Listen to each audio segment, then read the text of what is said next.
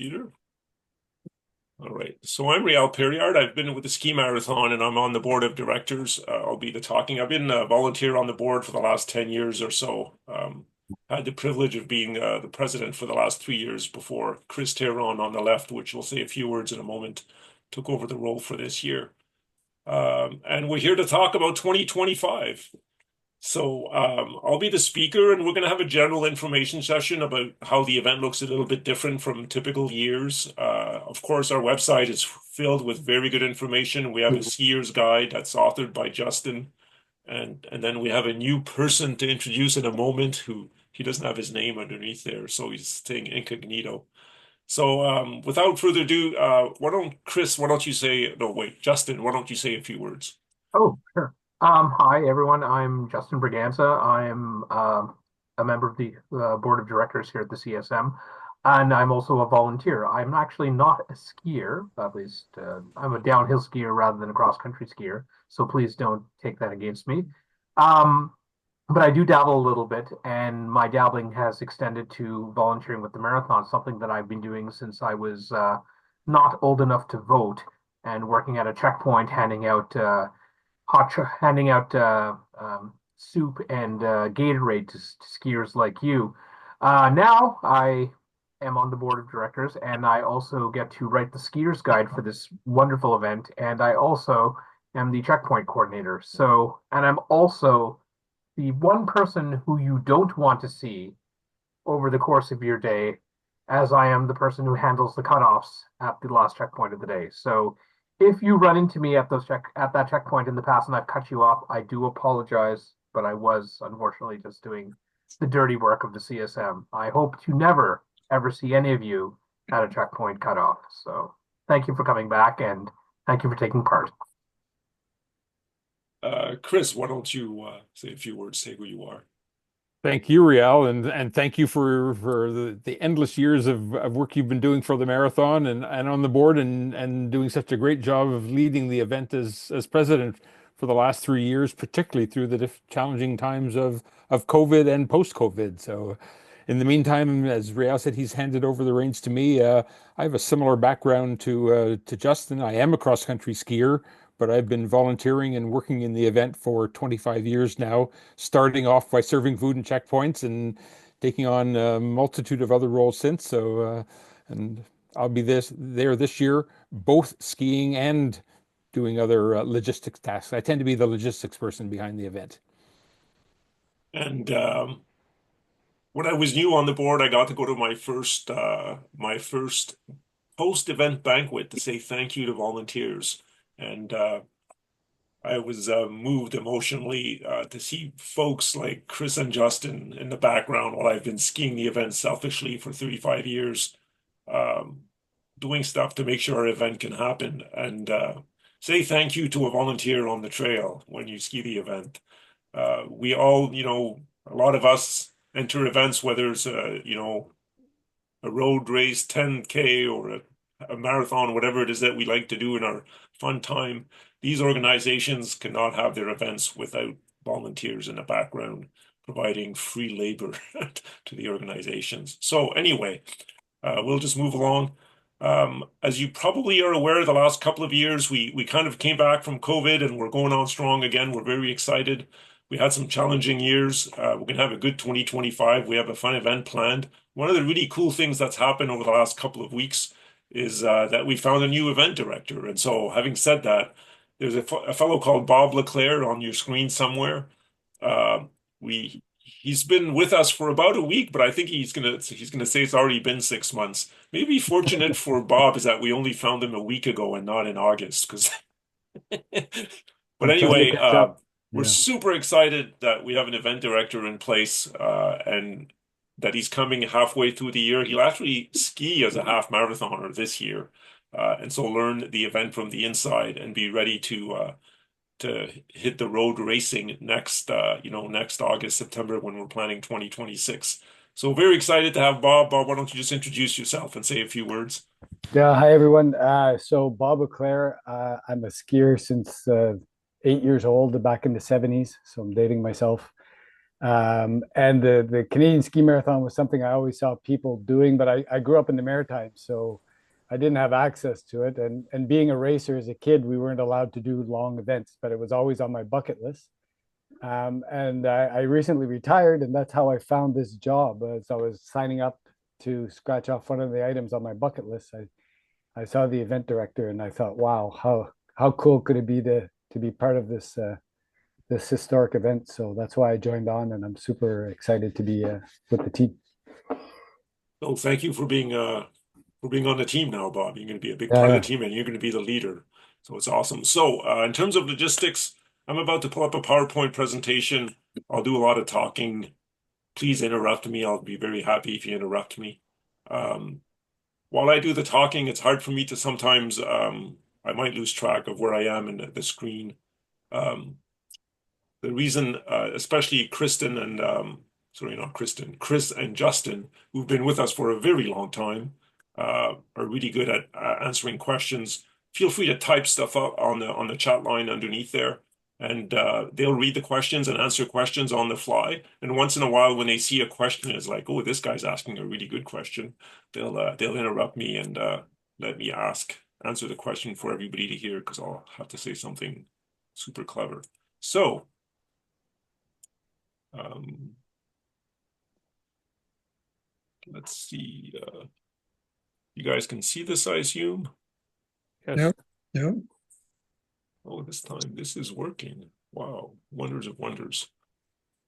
Awesome. So 2025 is our 59th edition. What's amazing about our event is that nothing stops us. No pandemic, ice storms, whatever. I've done the event for the last 35 years.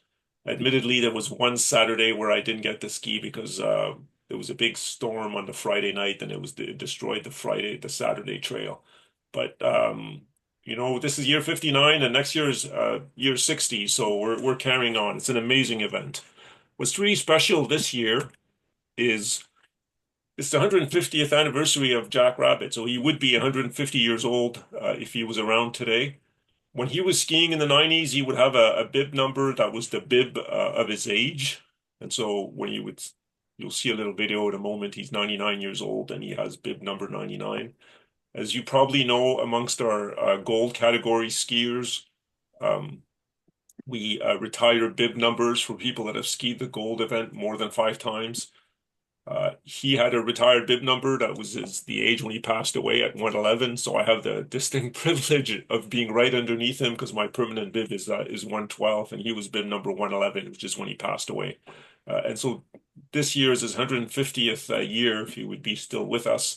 And as many other cross-country ski events will do in the Northeast, I'm sure, we're using this year to kind of motivate us to have a special event and that will feature elements of Jack Rabbit in a way that he's everywhere in our thoughts when we're planning the event about how we do stuff and we think of what would Jack Rabbit want to do for this event. He loved our event. He loved the fact that we were not a race and that we were an inclusive event and that we have on our trails, a mixture of Coureur de Bois, bronze, silver, gold, who are skiing 80 kilometers a day that are, passionate and have a lot of endurance and training and drive. And at the same time, we have novice skiers, we have children, people that are 85 years old that are skiing one or two sections. And we all, because we're not a timed event, we have like really nice behavior. Well, I don't want to say that there's not nice behavior in races, but we have a really friendly kind of atmosphere and everybody feels welcome on our trail and we have the kind of a nice mix of all abilities on the trail. And so I just wanted to take this time this is not a long video, so don't worry too much, but it's kind of fun to see footage of Jack Rabbit. There he was. I'll tell you, he was obviously an older gentleman in his later years, and he was in his hundreds. He had lots of energy and passion. And seeing him at the start line of the event when he was like an older gentleman was apparently, I've never had the privilege, but I've heard stories. Um, he loved cross-country skiing and Canadian winters. Need to turn the volume, the sound on rail. Sorry, guys. I did that again. I did it correctly the last time. I apologize. And Now, can I now just I'm now I'm really fast at it. Thanks, Chris. And I think the other Chris is going to speak. No, I was going to say, if you're going to run the video, I can talk after. That's fine. I have some personal stuff about Jackrabbit I can share. Cool. Show video panel. Hiking, or skiing. His world has always been the world of the out of doors. I'm more like a Coureur de Bois. I like to find out what's on the other side of the hill. I want to walk up, and I'm not satisfied in my backyard. I want to find out what there is beyond the hill. Find out what the country looks like. I want adventure. So, for this remarkable man, Herman Smith Johansson, 99, going on a century, life has been, and still continues to be, a long, long ski trail, and a happy one. Chris, you have the Chris Busby, you have the mic. Yeah, I was going to say that a lot of people thought that that Jackrabbit was part of the original organizing committee of the marathon, or Yes. help with it. I knew the guy who had the idea and who actually started it, Don McLean. Don McLean. He was a personal friend of mine. And Don said, no, Jackrabbit wasn't involved in that, but Jackrabbit supported it wholeheartedly, and he was at the first awards ceremony that was in the old convention center, the old train station here in Ottawa. So he was involved with it. He was invited to every marathon, and he was always there, but he wasn't one of the organizers. But one thing he did contribute was he said to the organizers, because originally the marathon, the very first one was a 3-day, not a race, but there were racers who sort of, led the charge. But after that, Jackrabbit said to Don McLeod, it'd be great if you could have people going into the bush and camping out overnight. And ultimately, after a very few number of years, that's when the Coureur de Bois started, and the camping overnight, and that was Jackrabbit's idea. Pretty cool. Thanks for sharing that. I should point out that Chris is a previous board member and past president of the marathon. So great having you still involved, Chris. Yeah. And Rial, can I ask you to move your window of people out of the way? It's blocking the slides again. Is that much better? Actually, that's worse. That's better now. And then whenever you touch the screen, the other window comes up temporarily. Well, hopefully it'll go away. 1 second. I think I know how to. I'm gonna hide it all together. I know how to do this now. Is this better? It's quite good, and it'll get better in a second when the last window disappears. What is the last window you're referring to? Probably the window that brings up your icons, like audio and video, and it just disappeared. Oh, now it's back. You touched something. Yeah, I got it. It's going to disappear. All right, guys. Can I jump in for just a second? Can you hear me? Yes. Yeah, it's Fred. I'm wondering whether Chris is the fellow who, in one of the early videos of the ski marathon, Jackrabbit said to him as he headed out on one of these sections, "You should shave off that beard. You'll go faster." Which Chris do you mean? Busby. Oh, You, okay. yourself. Was that you? No, and I know that film, and I think I have a copy of it. Yeah. That was 1979. It was the deep freeze, and anyway, he was interviewed. It was another guy with a beard. Yeah. I remember Jackrabbit. You shave off that beard, you go faster. And the guy said, thanks very much for the tip. Yeah, I remember that. Actually, it's a reference to the NFB film about Jackrabbit that was issued in '76, covered the '74. Significant video footage in the NFB film of the marathon at the start. It's really worth watching. And in our promotion of Jackrabbit over the next weeks, we'll certainly be sending out links to that video. Yeah. My apologies, I got that wrong. You were absolutely right. It's the NFB film. But there is another film that was done on the deep freeze of '79. I think I have a copy of that somewhere. Oh, we don't have that, so we'd love to get that from you, Chris. Okay, we'll talk later. Sorry for hijacking Rael, but we love talking Jackrabbit. It's like a history class, but you know what? Everything this year is centered around Jackrabbit and our skiers, of course. But we're happy to be talking Jackrabbit.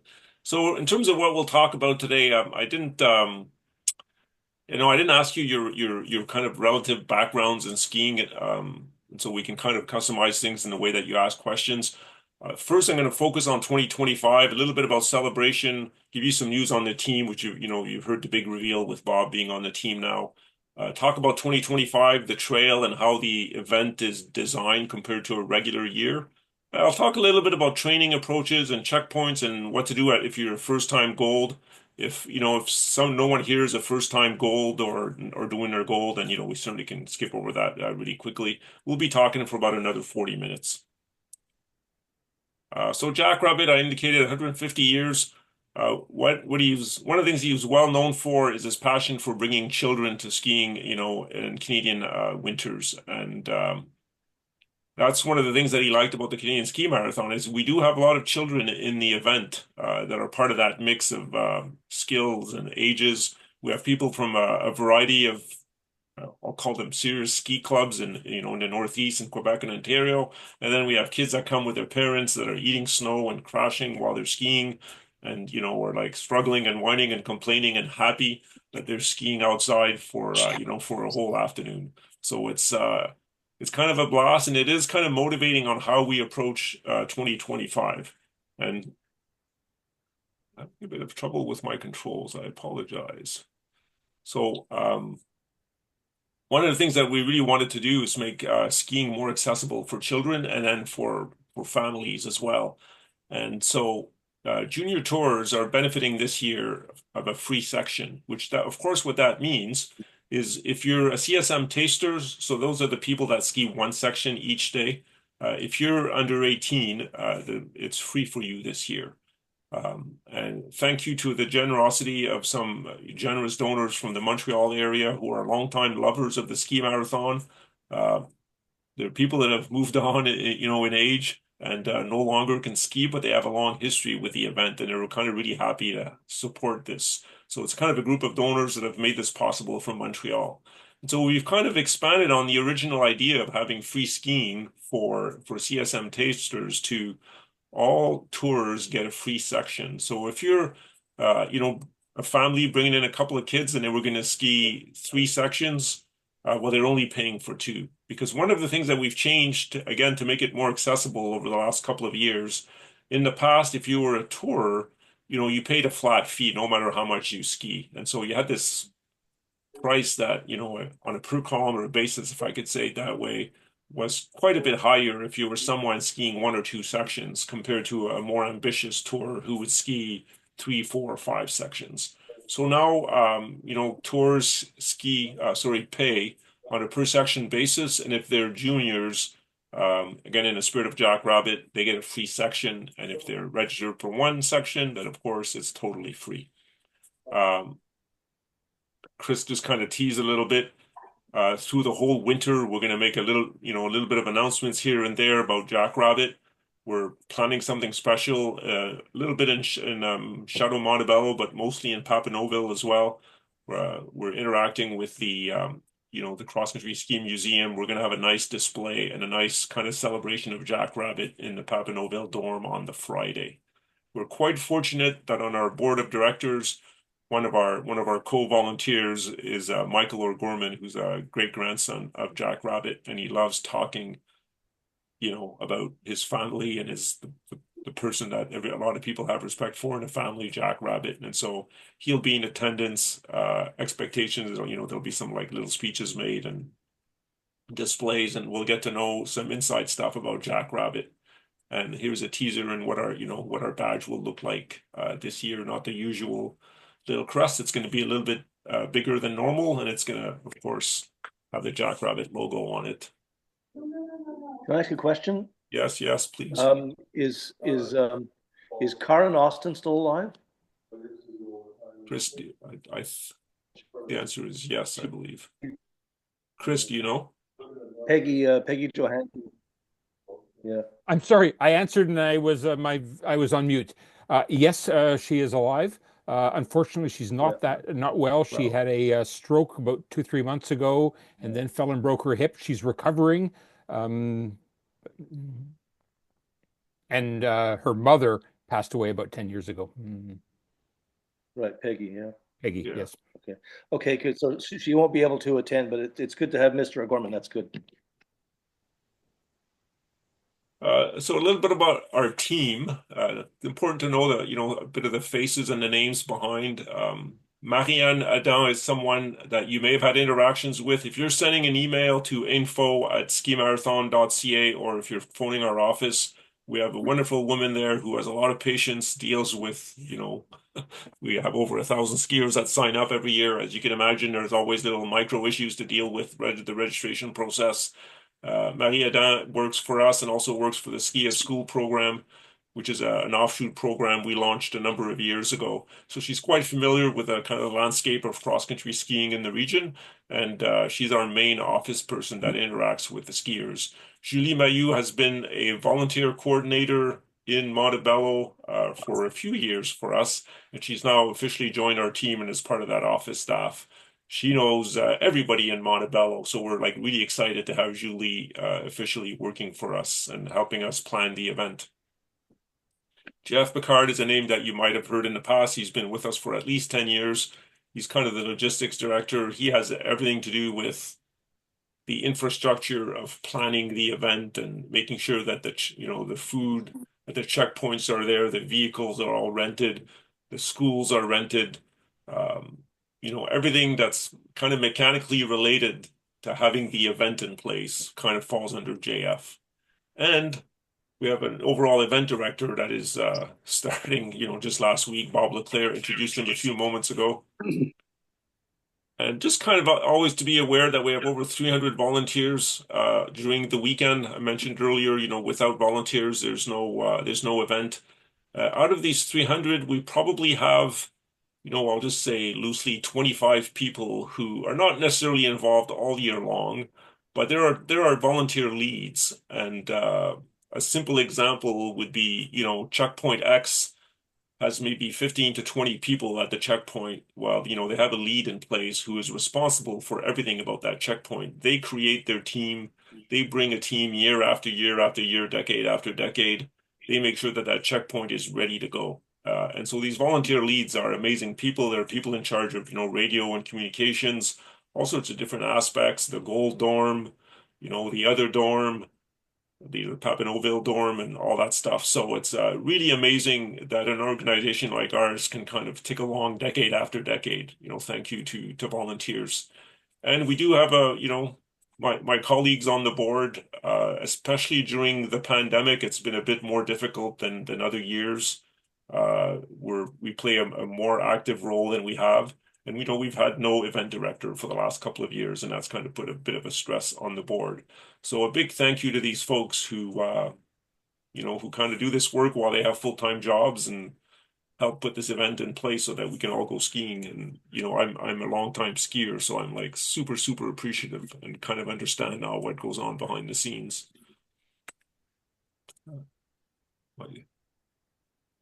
So 2025 will again be centered in the Montebello region, as we expect to do in 2024. I held a similar session in 2024 like last year.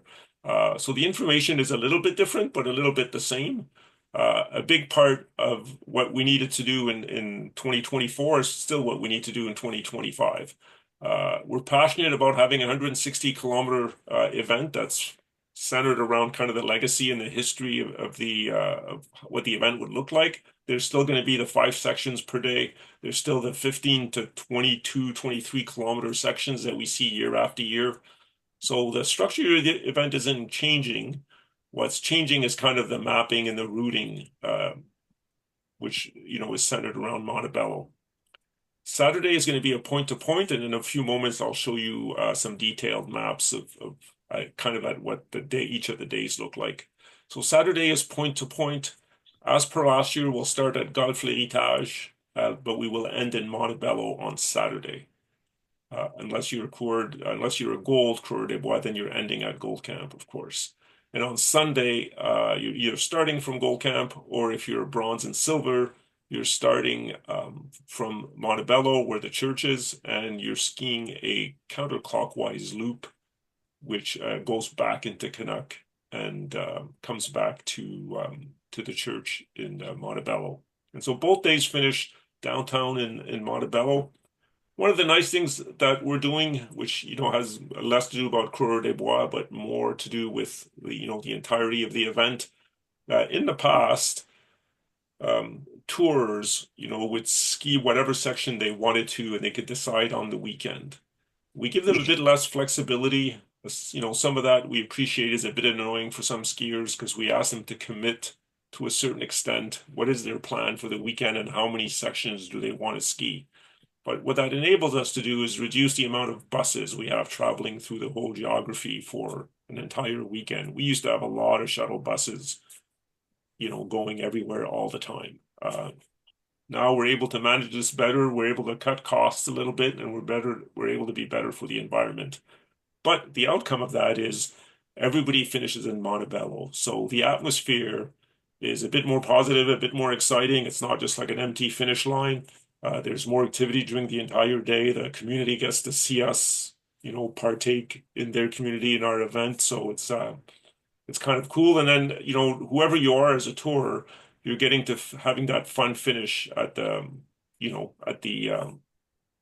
at the finish line in Montebello, not finishing at some random checkpoint on the course where you suddenly get on a shuttle and, go to a high school. So that's kind of nice in my opinion. So we continue to use the Canuck and the Montebello region as we did last year. I just want to be quite clear because we do get asked a lot about why we're not skiing the 160-kilometer linear trail, either from from Lachute to Buckingham or from Mont Tremblant to Lachute. I think it's important to kind of address this head on as often as we can. The last couple of years, we've seen registration at less than 1,200 skiers. And as a matter of fact, the first year after COVID, it was less than 1,100 skiers. In its heydays, we would see always more than 1,400 skiers. 1,450 would be considered, a low numbered year. We've often had registration at 1,500, 1,600, and, even north of that. We are a nonprofit organization. We do try to have reasonable fee structure. We don't want to raise the fees to ridiculous levels. There's a big difference between 1,500 skiers and 1,200 skiers and our ability to put on the event. The 160-kilometer trail that is linear is a trail that is used only for our event, and that was part of what was attractive about it, point to point and unique to our event. But it is a lot more work and a lot more expensive to manage that trail. It has hundreds of landowners. I forget the exact number, but it's over 250 landowners to interact with for that trail. Whereas the trail we're using now has less than 40 landowners or thereabouts. So our ability to mitigate risk and to manage the trail is infinitely greater by being in Canuck. We probably all remember what happened last year with, not only a terrible winter in terms of snow, but then a terrible 10 days before the event. And our event did an amazing job of pivoting and still creating something that the skier community absolutely loved our event last year. They thought we were we were dead in the water. There was no snow. That the last 10 days were so awful. If we had not been in the Canuck region, it would have been really difficult for us to achieve that. So we're going to be returning, to Canuck. I think once we see the event picking up again, this winter is looking really promising. Registration is up. We can see that there's early snow compared to the last couple of years. The skiing community seems to be a bit more excited than they were last year. So we'll see if we can get the numbers back up. That's certainly part of our mission. I would love to be on the linear trail again. I'm a skier, so I kind of get it. But this year we're going to be in Canuck and Montebello, and the trails are pretty awesome in Canuck and in that whole region. So it's great cross-country skiing. I'm showing you the map now, and I'll just jump to the second bullet. One of the things that we're able to achieve by being in this region is that we do a really good job of road avoidance. And I know skiers, when we've had the linear route, sometimes we get into a situation where, again, in terms of managing the trail, we have to go on the side of a road for several kilometers. And skiers either they have to take their skis off or they're skiing on brown sand and salt, and it's not very pleasant. And in the case of what we're planning now, we're doing a much better job of avoiding road. There's almost like next to no road, really. So the trail is fully on our website right now. There's always micro adjustments that our map guru is Chris, as a matter of fact, Chris Teron. I don't promise that he won't make a little tweak here and there between now and the event, but by and large, the description is pretty accurate. We have section maps on the website already. What we're seeing here is kind of how the Saturday, Sunday looks at the macro level, and in a moment I'll show you Saturday and Sunday separately. But basically, Saturday is point-to-point starting at Golfe l'Héritage, going to the first checkpoint, which is in Taunton, and then north to Eskdale. The first section you'll notice is, 20 kilometers. The section distances are all quite reasonable, and the two that are a little bit longer have these obvious blue water droplets, where we'll have a safety crew to hand water at approximately, the halfway point. Again, like I said earlier, it's the classic 5 sections per days. Even though we're in the same region, we have very little skiing being repeated. In a few cases where we do, we're skiing in opposite direction, and so the trail will look, quite different because you're looking at it from the other direction. The section lengths, are like very, very good. There's no 25 or 27 kilometer section. There's no 8K section. So it's nice and even, and managing your weekend as a Coureur des Bois is a kind of a pleasant experience. And like I said, the Saturday, Sunday is a Montebello finish for the bronze and silvers. And as usual, there are touring skiers that are starting at these checkpoints at different times through the day. And so through the day, as a Coureur des Bois, you will interact with touring skiers. So on Saturday, so this is the red trail. If you're staying at a dorm or locally, you can board a shuttle to start at Golfe l'Héritage. There'll be shuttles from Château Montebello or in Papineauville High School. And probably, I think I missed Saint Michel in there as well. There's probably a shuttle from Saint Michel as well. All those details will be, finely tuned in our skier's guide, by the way. And we have skiers that come from all over North America, but we know that most of our skiers are between Toronto and Quebec, and more to the point, a lot of our skiers are between Montreal and Ottawa. Because we're centered around Montebello, it's more feasible now for folks to keep reducing their costs and not necessarily, stay at a dorm if they don't want to, and use less busing than they might have to. And so it's quite feasible for folks from Montreal and Ottawa and those regions to actually drive to the event on Saturday morning and not have to spend money for accommodations on a Friday night. Again, making it easier, for families and for everyone to come to the event and a little less expensive. If you're driving down on a Saturday, you park at Papineauville High School and you board a shuttle. The usual start times for the event are going to be, 6 o'clock for bronze and 10 to 6 for silver and 5:40 for golds. There's a gold dorm, which is for gold skiers only. And if you're a gold skier listening to this, believe me, if you didn't try it last year, the gold dorm is like next level now. It is not the usual high school of years gone by. It is at the golf course right at the start line. You're meters from the start line. The facilities are quite nice. The quality of the breakfast is kind of next level. It is not the usual high school breakfast. So the gold dorm for gold skiers is like, it's really nice. I really like it. You're having breakfast with like huge windows overseeing the course, that was prepared by the groomer who happens to own and manage the golf course as well. So he kind of sets it up really nicely. So I highly encourage, if you're a gold skier, you've got to try Gold Dorm. Like I said earlier, good section lengths. There's a 3:30 cutoff on both days that Justin referred to earlier. The idea behind the cutoff is, again, it's like safety. We know that if a skier is leaving the checkpoint before 3:30, there's a good chance, unless there's a minor disaster, that they'll not be doing any skiing after dusk, basically.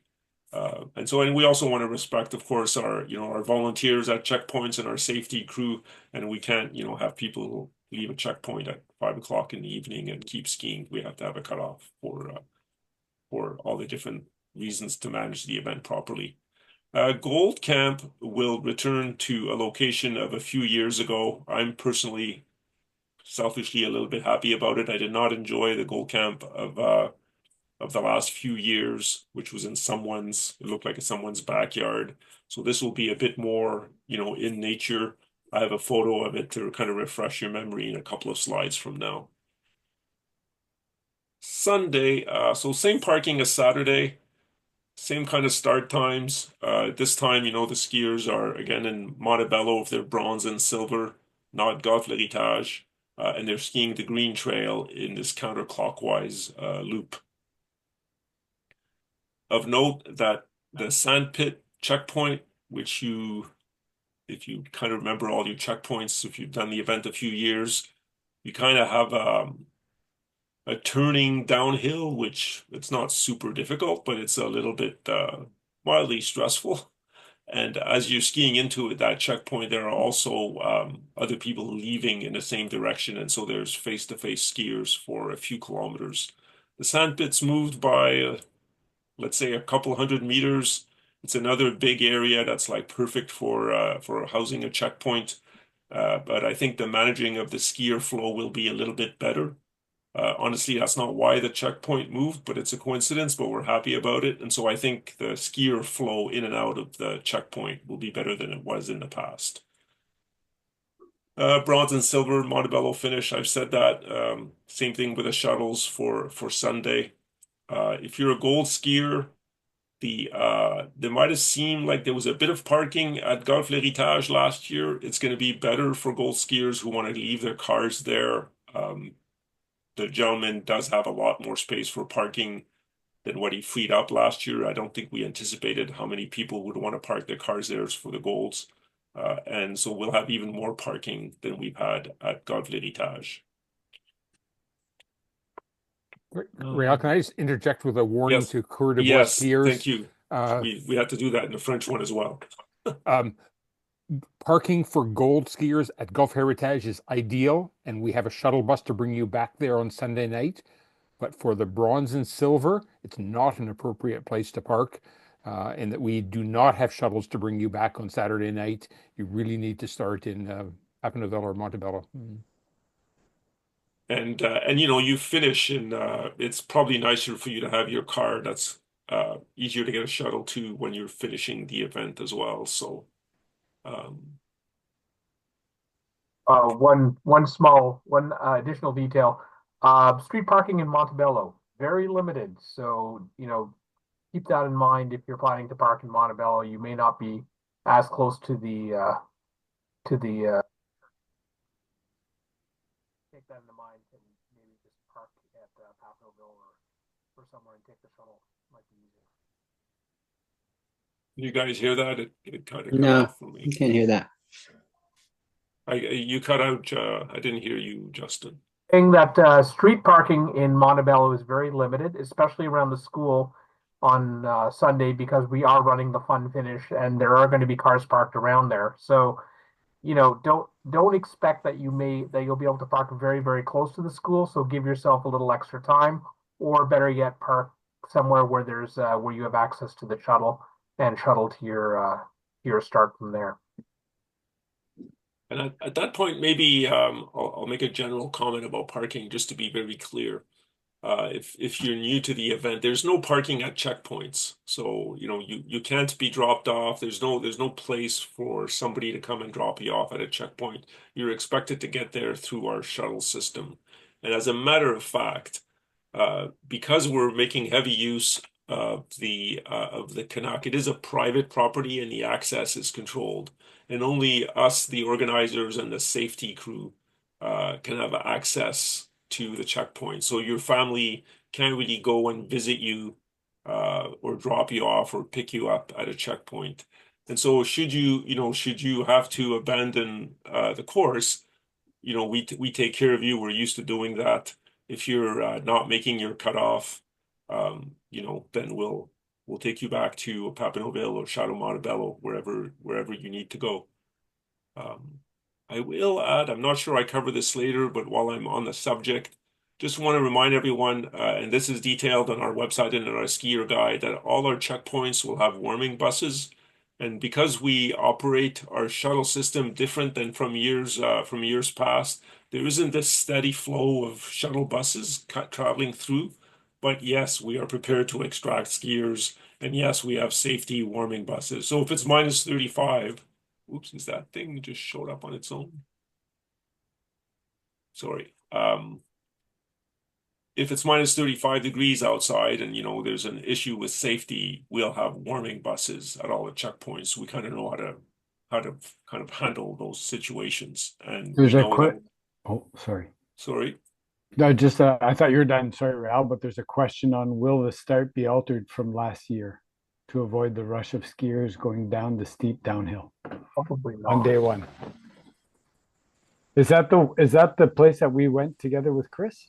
Yes, and there are no plans to change that route. We will be going down the steep hill down to the river valley and climbing back up out of it, which is a few hundred meters after the actual start.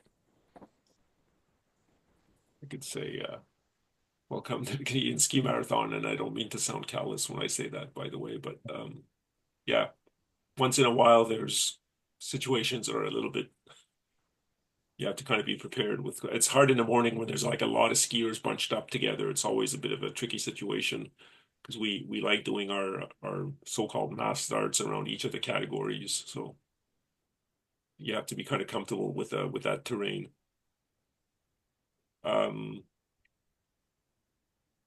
So there's the usual, the high schools will have the usual showers and food that they've had. One of the things that's a little bit, if you want food, if you're a bronze or a silver, and you're staying at our dorms, with the price you get food. You get breakfasts Saturday morning, you get dinner Saturday evening, and you get breakfast Sunday morning. But you don't get dinner at the end of the event unless you buy it separately, and that's available through the check-in process.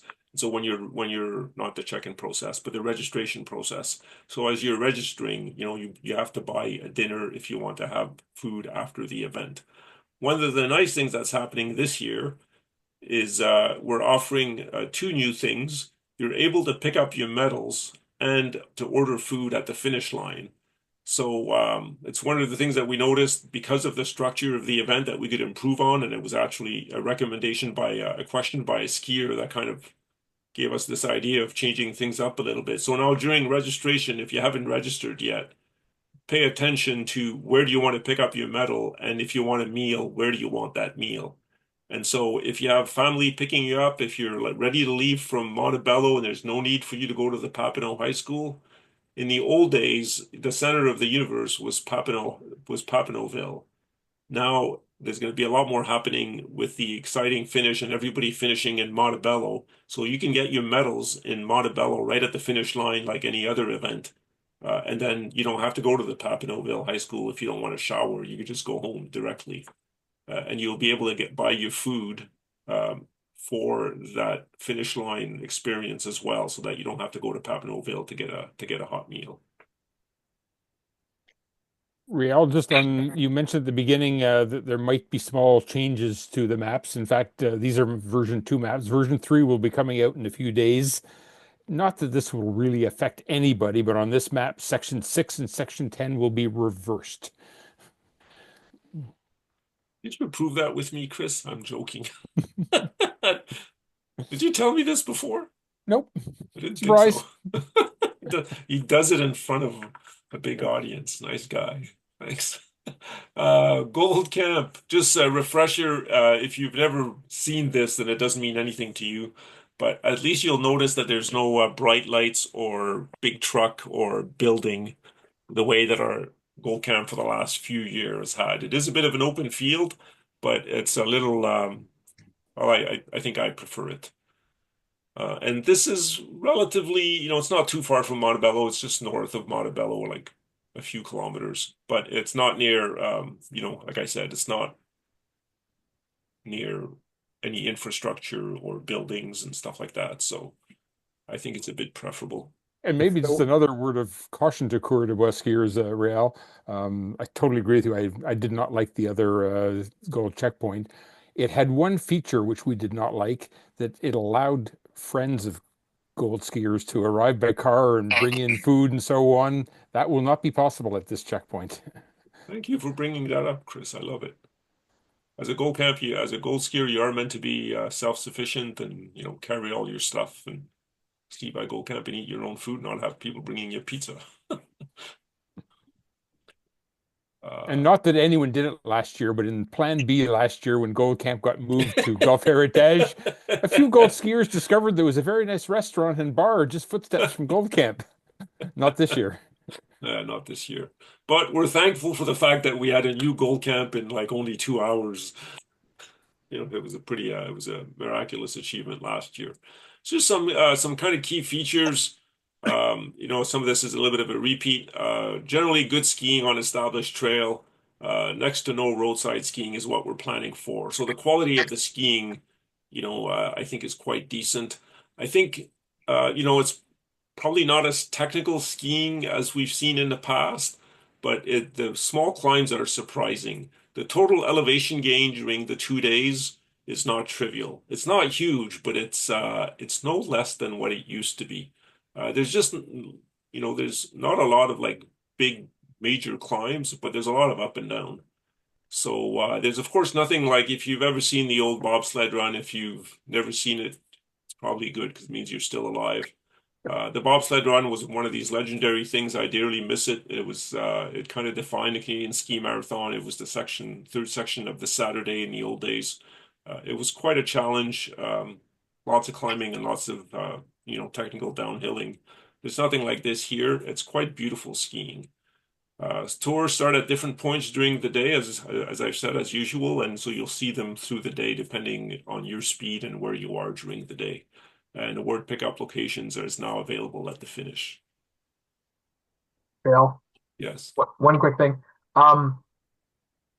As for running into tours, we actually have tried to, as best as we can, stagger the starts of the various touring categories and that sort of thing.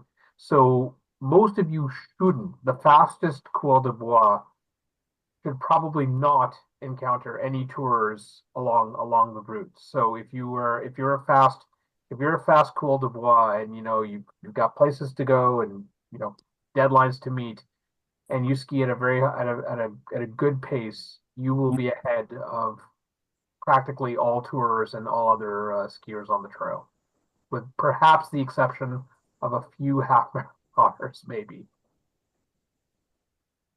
Cool. Thanks, Justin.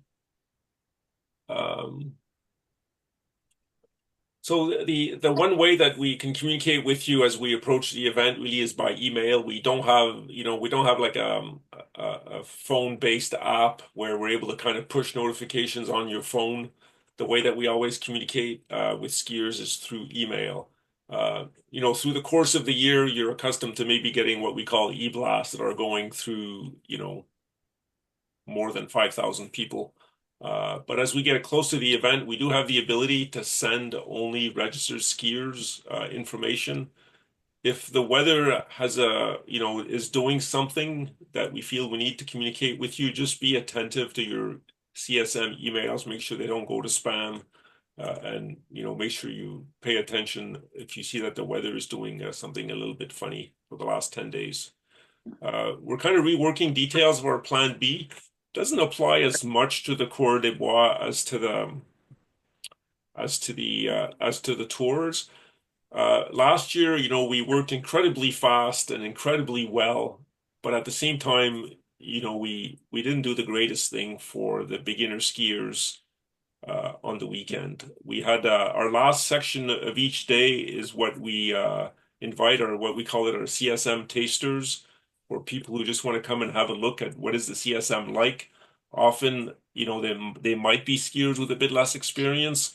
We want that section. It's typically like in this plan that we have right now, they're approximately 16 kilometers. They're generally a bit more downhill than uphill.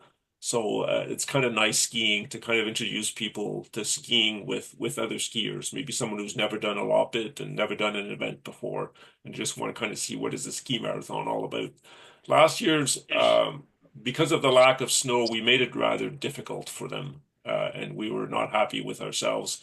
The good news is we're paying attention. We know that we have to create a plan B.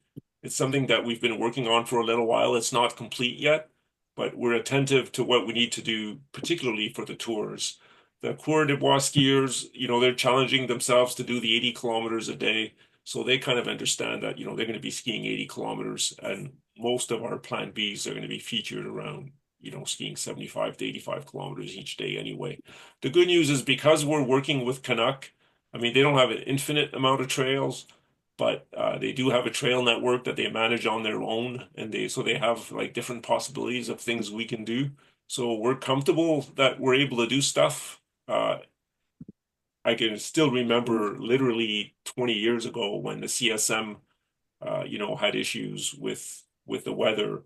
Even in those days, we would get invited into Canuck and ski more than normal into the Canuck Reserve the way that we're doing now. So it's a great location. They love the event.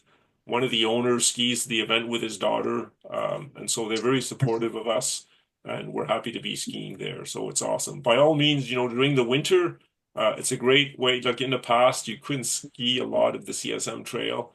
Now you can go, in January, you want to go train, you can go into the Canuck, you can buy a day pass and go ski on their trail and kind of get acquainted with what the skiing the event will be like. If it's a cold weekend, pay attention. If you're someone who's doing 80 kilometers a day, maybe that's, on the edge of your limit. Maybe you're doing your bronze for the first time. Particularly if you're doing your bronze, because often they carry a little less gear than the silver and the golds, because sometimes they have smaller packs. Just be aware if it's colder than minus 15 and you're going to be out there for like over 10 hours. Are you well prepared with your clothing options? Do you have dry stuffs? Do you have snacks? And do you need advice? If you're uncomfortable a little bit about this, you should reach out to us. We're very accustomed to dealing with this. You send a note to info@skimarathon.ca.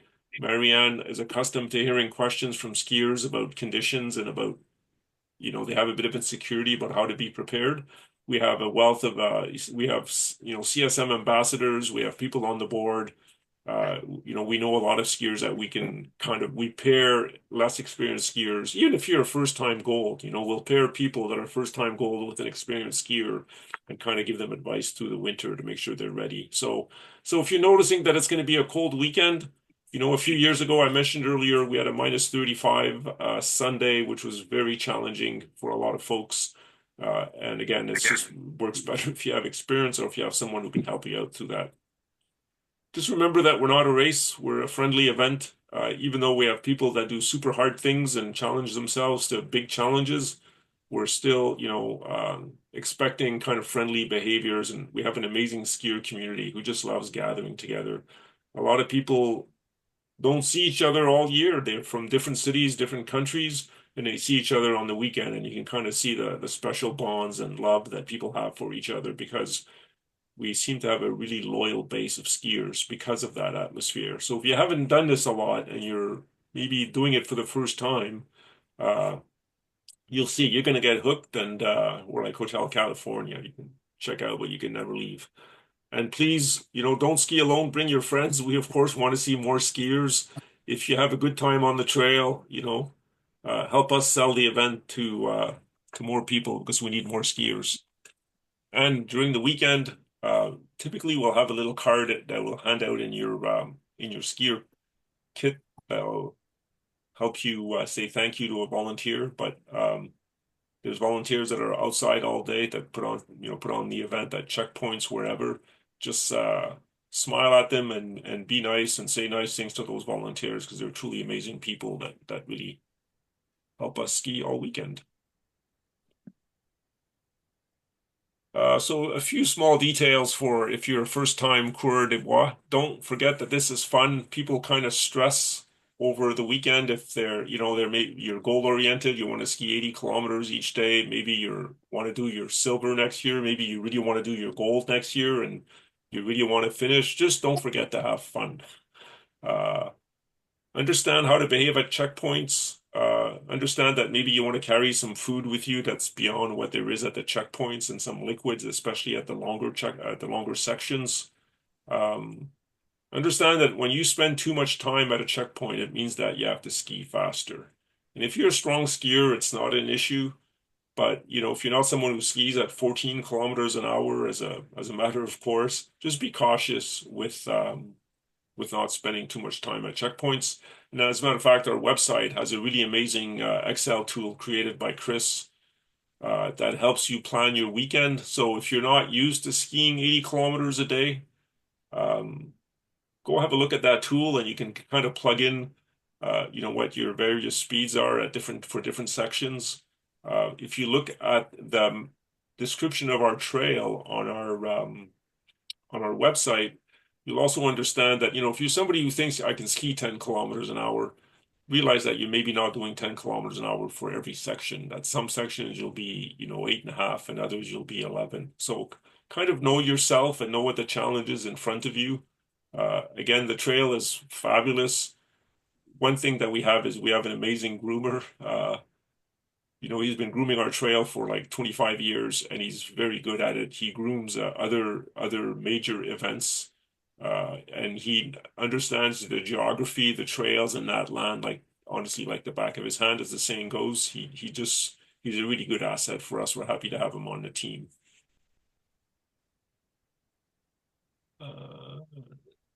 Again, if you're doing this for the first time, I would think you would want maybe 300 to 600 kilometers of skiing. If you're somebody who's quite fit, you do some running and biking already and you're an experienced skier, you can certainly get away with 250 or 200 kilometers of skiing for sure. But most people will feel a bit more comfortable if they get, over 300 kilometers of skiing. The key thing that people will normally do for Coureur des Bois is they'll look for the back-to-back long days. Very common is, a weekend that will total at least 80 kilometers. So you're skiing maybe 40, 45, or maybe 45 and 45 to total 90. That's a fair amount of skiing. I often am happy to do 40 and 40 on 2 consecutive days, and I feel quite ready with that. Again, it depends on the amount of experience. Make sure you have the right amount of climbing. I think if you have a Saturday where you're climbing 800 meters, that's pretty decent. If your Saturdays are like 200 meters of climbing for 40K, you might be surprised on event weekend that you'll be quite slow on the uphills. And just remember that it doesn't really average out because you go you spend a lot of time going slow on the uphill, and it just kills your average speed. So just be comfortable. Like I said earlier, not a lot of like huge climbs, but it's kind of a surprising up and down for both days. There's quite a bit of it. And the big thing that I've highlighted in red is to use adventurous trails. They're not super technical, but if you're skiing on something too straightforward, you're going to have a hard weekend because your legs are going to take a beating, your adductors are going to take a beating. You'll be a bit surprised that 80 kilometers of up and down it's hard on the legs. So just use an appropriate adventurous trail in your training as well. And if you're a gold person and a silver person, don't forget your pack. You don't need it at every outing, but you do need it. You do need to be comfortable with having a backpack. I would say at least half of the outings. Often I don't wear a pack too much early in the season, but as I get my skiing legs in, then I wear the pack more and more, and make sure you have the long outings with the pack. Again, if you're a gold and you haven't done the gold before, it can be a bit intimidating. The pack is going to be, if you're very experienced, you can have a pack that's less than 17 pounds. Some of that depends on your personal size. If you're 130 pounds versus 190. When you're less experienced, you tend to need you need more stuff to kind of push through all the conditions and make sure that you're able to finish. Because what you really want is you want to make sure you finish the event, right? You don't need to have the super light pack so that you're able to ski faster and race, because it's not a race. You just want to make sure you finish. So, most newer skiers will have a pack that's over 20 pounds. And that usually means more versatility in terms of clothing options and appropriate food. Maybe a bit too much food, but that's okay in the first few years, right? Because you haven't fine-tuned it yet. Once you have 4, 5, 6 goals, and it's a different thing. But at the start, don't have a pack that's too light. Understand your goal camp routine. If you've never slept outside in the winter, I'd probably say try it before the weekend. Again, depending if you're somebody who's used to winter camping, then maybe it's not a big deal. But if you've never slept outside in the winter, particularly, like, go sleep outside during January. Most of the routine is centered around making sure you've got dry clothing for Sunday. People are spending the entire evening drying their clothes, eating food, and they go to bed quite early. 7 o'clock, it gets fairly quiet. People are up at 4 a.m. the next day. If you're arriving at Gold Camp for the first time, it's a bit daunting. There's probably going to be, nowadays there's almost 200 skiers at Gold Camp. So there's going to be, 30 fires, let's say. And so there's 6 to 8 people per fire, varies a little bit. Just kind of show up and say it's my first time at Gold Camp, and people, you'll be welcome with open arms. People love seeing new skiers at Gold Camp.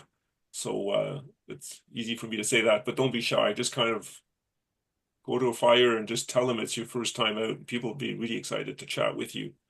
I often bring a snack inside my sleeping bag because people get cold at 1 in the morning. Often it's just you need a little bit of carbs in the middle of the night to make sure you can keep the engine going, to keep your body warm. Again, if this is a bit daunting, maybe don't wait. Get in touch with us during the winter, early on in the winter. We are accustomed to pairing veterans with skiers to help them through the winter, to give them advice. So by all means, just info@skimarathon.ca. Skier's Guide. I won't go in detail. The big highlight here really is thank you, Justin. Justin works at this tirelessly year after year. He does an amazing job. I'm always impressed that, like he said earlier, he's not really a cross-country skier, but he does know this event, quite a bit. So he's able to do this. He does an amazing job. One of the things we realized the last couple of years, and we've kind of done something about it this year, there are certain elements of the Skier's Guide that we don't need to wait. There's information that changes little from year to year. And often, people are impatient for us to publish the Skier's Guide, and we wait till we have all the details of the bus schedule. It can get quite complicated. And so there's a bit of delay before we're able to issue the Skier's Guide. We do have the 2024 Skier's Guide on our website, so please go look at it. If the event is at all, it's a big complicated event, go look at it. And we now have a Skier's Guide link right on our website, and you can go see the current information that applies to 2025, that we don't need to wait to publish right away. So we have current information. Otherwise, the things that you'll see in our Skier's Guide it's basically almost like a time flow at how to do the event. How do you travel to the CSM? Where do you pick up your skier's kit? What's the dorm information of where you're going to stay? Where are the parking lots that you're going to park at? How do you start on Saturday morning? Where do you take your shuttle? Some details about the checkpoints, about safety on the trail. We'll have things like the food options will be mentioned, in the Skier's Guide. We'll have some trail information so you can kind of help plan your weekend. I still do this. In the old days, I started doing this, and it's a habit that I have. I normally write the time of day at which I will arrive at each checkpoint. So I kind of feel comfortable that I know I'm going to be on schedule and will have no problem making that 3:30 cutoff. And so with the trail information that we have, you can kind of figure out, well, this section, I'm going to ski 8 kilometers an hour. In this section, I'm going to ski at 9 kilometers an hour, and kind of prepare a schedule for your day. And then at the tail end, we'll have some stuff on how to finish your day and how to get home. And depending on if you're someone who paid for a bus to take you back to Montreal, we'll have details on where that bus will be, or Ottawa, whatever the case may be. And after the event, we always have a skier survey that we'll be very happy if you could fill that out and help us understand where we can do better year after year. And I think I'm almost done talking. Oh, one little bit about the Canadian Ski Challenge, something we started in right kind of after the pandemic. The pandemic, as you know, we patterned ourselves like many people did. We designed an awesome virtual event for the Canadian Ski Marathon. But it became apparent that there were some folks who lived far away, or skied with children, who wanted to be motivated to still ski and kind of still be part of the family of the Canadian Ski Marathon, even if they don't come for the weekend. And the whole idea behind the Canadian Ski Challenge is for people and families and children to ski together through the winter. Maybe you have a Coureur de Bois in the family, someone else. Maybe the kids are not doing that, but you want them to be motivated to ski with mom and dad over the weekend as you ski through the weekend. So the Canadian Ski Challenge is free for young children. It's $49 otherwise for young adults and adults. It's fairly simple. There's no dependence on Zone 4 for results the way there was in the days of the virtual ski marathon. We have different award categories, but it's centered around the CSM culture. You're basically skiing 15-kilometer sections, whichever days you want. You accumulate them. The more you ski of them, you get a bronze award, a silver award, and a gold award. And this year, what we're also launching for like super young children, for which 15 kilometers is too much, we have something I believe is patterned around 2-kilometer sections. So we have another award structure for little kids who could only ski a couple of kilometers at an outing. You pay $49 and you get the usual, you get a free toque, you get some badges, then you get the results tracking that we'll provide for the whole winter. The event, I expect, will open on January 1st, usually ends at the end of March. I want to say the third weekend of March. We normally make sure we capture both the Ontario and Quebec spring break weeks that happen in the month of March, and so we make sure the ski challenge officially closes after those weekends. Thank you so much for listening to me speak. I think I've beat the hour a little bit, but it was because of Chris Busby who interrupted me with that beautiful story on Jackrabbit, so it was all worthwhile. Hey, Chris, nice to see you. Thank you. Thank you guys for listening.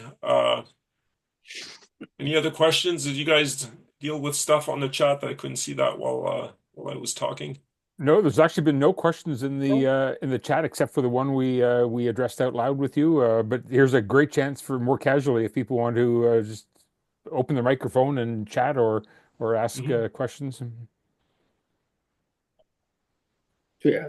Well, I have a question. And first of all, Rael, thanks for that information, and thank you all for the work that you do to put on this event. We're all very grateful that we have access to the event. And we recognize not only it's the volunteers, but it's the organizers. So thank you. It's my first year at Gold Camp, so I just wanted to understand what kind of what's there. Do I understand that there's water at the camp? You will arrive at Gold Camp. The first thing you typically do is kind of identify where you want to go in terms of a fire. That's usually because you want to dump your pack off your back. And so if you have friends that are already there, people usually go and see their friends.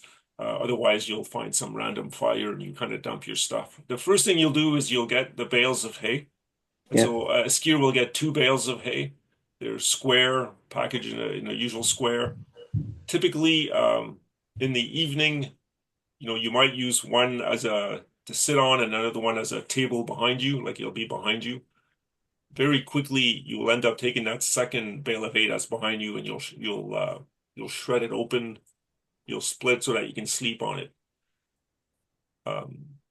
And you'll put your sleeping bag on it and stuff, and you'll prepare it nicely for you to sleep on. Some volunteer Boy Scouts will light the fire for you once. Usually, not always. Usually they do a good job of keeping that fire going through the night when you're sleeping. Sometimes it's a bit dicey, depends on weather conditions and the quality of the wood. Then approximately, depending where your fire is in that layout picture that you saw there, Within 100 meters, there'll be a volunteer's tent with two or three large tables, and that's where you'll get your water. Okay. There'll usually be a choice of cold and hot water. Most people want hot water. The water quality is usually quite high in terms of temperature. You'd rarely need to heat the water. It's very rare that you would have to do that. Yeah, there's no food. So, food is from checkpoints.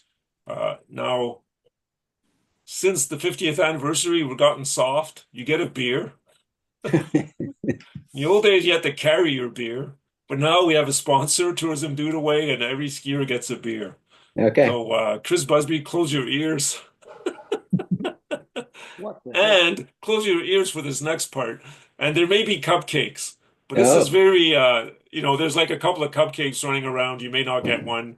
But there's Tourism Dudaway that's there with some cupcakes. But for sure, you'll get a beer. And I'll tell you, the beer is pretty darn big. So I don't finish mine. But anyway, I don't think I've missed it.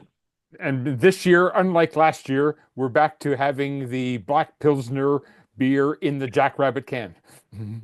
Nice. Yeah, so we have a Jackrabbit logoed and themed. We'll have a different beer also in a different style of Jackrabbit can just for us at the finish line and for sale, but not at Gold Camp. Yeah, you will get water. Great, thank you. I have a couple of tips that I might offer a first-time gold. Listen to this now. The legend. Very often at the Gold Camp, if you're in the wrong position on your hay bale around the campfire, because usually that everyone's around in a circle, you're getting the smoke in your eyes. So bring a pair of clear swim goggles to wear, because having that smoke in your eyes all night is no fun at all. Okay. I started doing it back in, I don't know, 40 years ago. And two of us did it. And then the next year, half a dozen guys did it. And the year after that, 30 guys were doing it. Little tiny plastic swim goggles. The other thing is, and this is sort of crucial, I think, is your boots will be wet after skiing all day in them. So bring some dry, a smaller roll, a reduced roll of paper towel or folded paper towel. Stuff it into your boots. All the water in your boots will absorb into the paper towel. Bring your boots into the bottom of your sleeping bag with you. Keep your boots warm. Okay. That's a really critical thing. The other thing is, occasionally people used to bring tents. You don't need to do it, but you do have to protect yourself from not necessarily snow so much as rain. I just bring a 3 mil plastic sheet to just pull over the sleeping bag. Okay. And the other thing is, and I probably shouldn't say this, but you can grab a bunch of extra bagels and stuff at the cutoff checkpoint to take to the camp, so you don't have to carry it all day. But you didn't hear that from me. I know checkpoint people don't like that. Thank you so much. We go through supplies faster. Those are great tips. Thank you. Okay. That's from number 79 there. That's like legendary. Yeah.